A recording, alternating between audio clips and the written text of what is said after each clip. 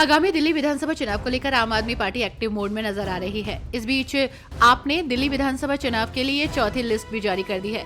दिल्ली की मुख्यमंत्री आतिशी कालकाजी विधानसभा सीट से और आम आदमी पार्टी के राष्ट्रीय संयोजक अरविंद केजरीवाल नई दिल्ली सीट से चुनाव लड़ेंगे। इसमें 38 प्रत्याशियों को टिकट दिया गया है। नई दिल्ली सीट पर कांग्रेस के संदीप दीक्षित और अरविंद केजरीवाल के बीच टक्कर होगी। महाराष्ट्र में मंत्री पद को लेकर सियासी बवाल शुरू हो गया है। इस बीच बड़ी खबर सामने आई है कि मंत्री पद नहीं दिए जाने से नाराज भंडारा के शिवसेना विधायक ने शिवसेना उपनेता पद से इस्तीफा दे दिया है। खबरों के मुताबिक चुनाव के दौरान एकनाथ शिंदे ने भोंडेकर को मंत्री पद देने का वादा किया था। उन्होंने ये कदम ऐसे समय में उठाया जब रविवार को नागपुर में महाराष्ट्र सरकार के मंत्रिमंडल का विस्तार होना है। झारखंड चुनाव में जेएमएम के लिए कारगर रही मैया सम्मान योजना को लेकर बड़ी अपडेट सामने आ रही है। आपको बता दें कि अब हेमंत सरकार द्वारा मैया सम्मान योजना के लाभार्थियों की अब नए सिरे से स्क्रीनिंग की प्रक्रिया शुरू की जा रही है। सरकार के निर्देश के बाद महिला लाभार्थियों में खलबली मच गई है। केंद्रीय मंत्री चिराग पासवान ने लोकसभा में प्रधानमंत्री मोदी के भाषण पर कहा कि कांग्रेस अपनी गलतियों का प्रायश्चित करके जनता में अपना खोया हुआ विश्वास वापस पा सकती है। उन्होंने पूरा लोकसभा चुनाव संविधान और आरक्षण पर लड़ा।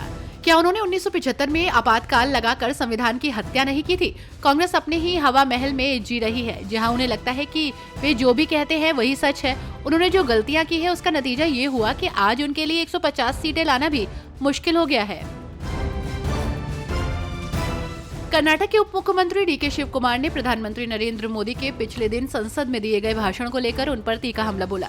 उन्होंने हमला बोलते हुए कहा कि प्रधानमंत्री को पता होना चाहिए कि कांग्रेस ने ही उन्हें सारे अधिकार, संविधान, राष्ट्रध्वज, राष्ट्रगान और आजादी दी है।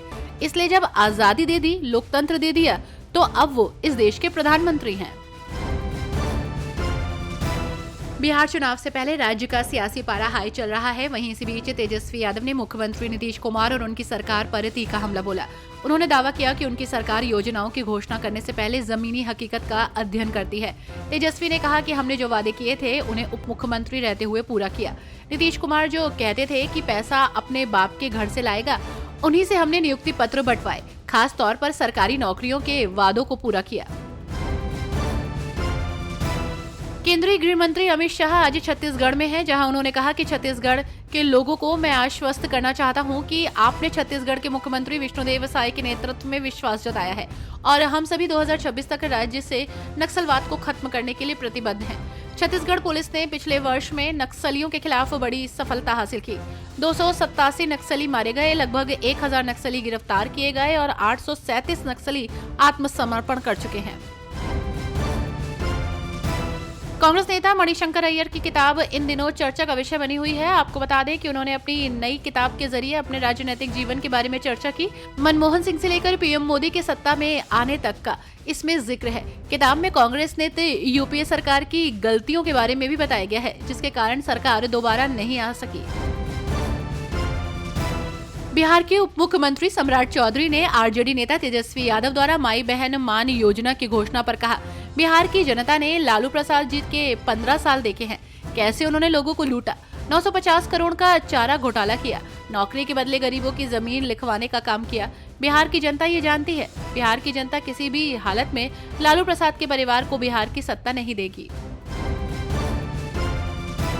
लोकसभा में पीएम मोदी के भाषण पर प्रतिक्रिया देते हुए केंद्रीय शिक्षा मंत्री धर्मेंद्र प्रधान ने कहा, कल माननीय प्रधानमंत्री ने सदन के सामने कुछ ऐतिहासिक सत्य रखे।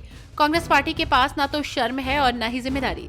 कल भी उन्होंने सदन के दौरान यही रवैया अपनाया। प्रधानमंत्री के भाषण से उन्हें अभी भी सच सुनने का अभ्यास करना होगा।